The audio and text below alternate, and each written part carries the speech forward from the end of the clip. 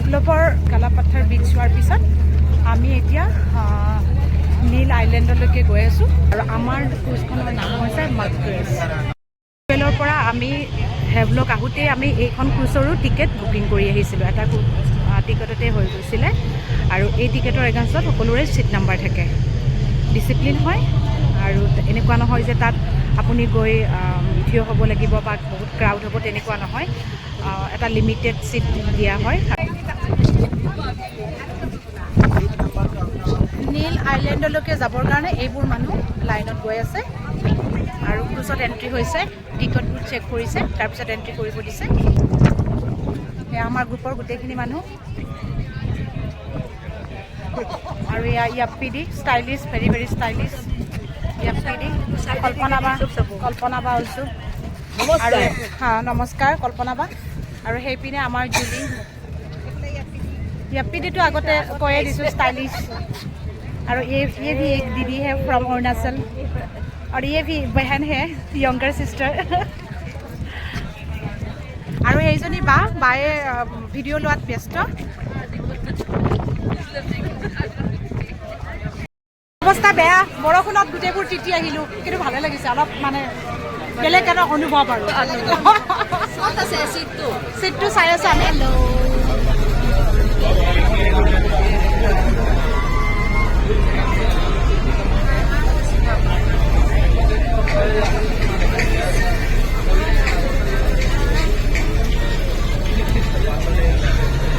আৰু আমাৰ ডেষ্টিনেশ্যন নীল আইলেণ্ড আৰু আমাৰ ক্ৰুজখনৰ নাম হৈছে মেট্ৰ'জ। আৰু আমাৰ এক্সপিৰিয়েঞ্চবোৰ কৈ যাম, আপোনালোকে চাই থাকিব। হেল্ল' বুলি তুমি কোৱাচোন।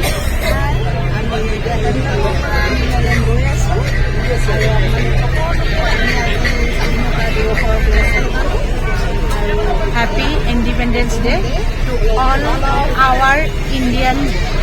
আৰু আমি ভাৰতীয় বুলি গৌৰৱ।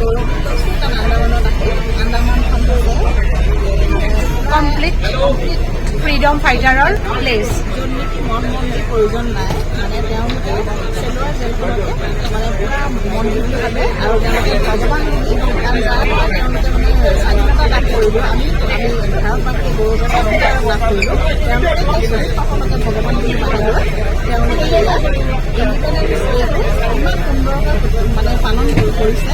আজি মানে কালিৰ পৰা দেখিছোঁ আমি কি সুন্দৰ। নিজৰ দেশক যদি ভাল পায় এবাৰ আন্দামান আহক আৰু চেলুলাৰ জেল এবাৰ ভিজিট কৰক। এই জাৰ্ণিটো আমাৰ খুব ভাল লাগিছিলে, কাৰণ আমি বৰষুণৰ মাজেৰে আমাৰ ক্ৰুজ জাৰ্ণি ষ্টাৰ্ট হৈছিলে। যেতিয়া আমি হেভলকৰ পৰা নীল আইলেণ্ডলৈকে গৈছিলোঁ, তেতিয়া আমি এজাক বৰষুণ পাইছিলোঁ। আৰু ঠিক তেনেদৰে নীল আইলেণ্ড পোৱাৰ লগে লগে আমাক বৰষুণৰে ৱেলকাম কৰা হৈছিলে। সচৰাচৰ আগষ্ট মাহত আন্দামানত গৰম অনুভৱ কৰা হয়, কিন্তু আমাৰ জাৰ্ণি হৈছিলে বৰষুণ আৰু ৰ'দৰ আৰু ঠাণ্ডা ঠাণ্ডা এটা অনুভৱ লৈ। আৰু সেই দিনটো আছিলে 2025 চনৰ 15 আগষ্ট। আৰু তাত আমি 15 আগষ্টৰ চেলিব্ৰেশ্যন কৰাও আমি পাইছিলোঁ। লাকিলি এই দিনটো খুব ভাল লগা দিন আছিল। নীল আইলেণ্ডৰ আমাৰ হোটেলখনৰ নাম হৈছে হোটেল অমূল্য। আমাৰ নীল আইলেণ্ডৰ হোটেল 15 আগষ্টৰ কাৰণে হোটেলখন খুব ধুনীয়া ডেক'ৰেশ্যন কৰিছে, বেলুন লগাইছে, আমাৰ তিৰংগাৰ ষ্টাইলত লগাইছে। তো এয়া আমি সোমাই দিছোঁ হোটেল অমূল্য। এয়া আমাৰ জুলি মেডামজিয়ে বহি আছে।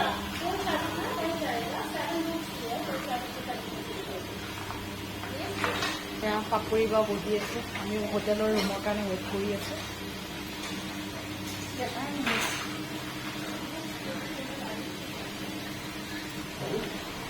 তিৰংগা ষ্টাইলত হোটেলখন সজাইছে, বেলুন লগাইছে আৰু 15 আগষ্ট চেলিব্ৰেশ্যনৰ কাৰণে এইবোৰ সজাৱট।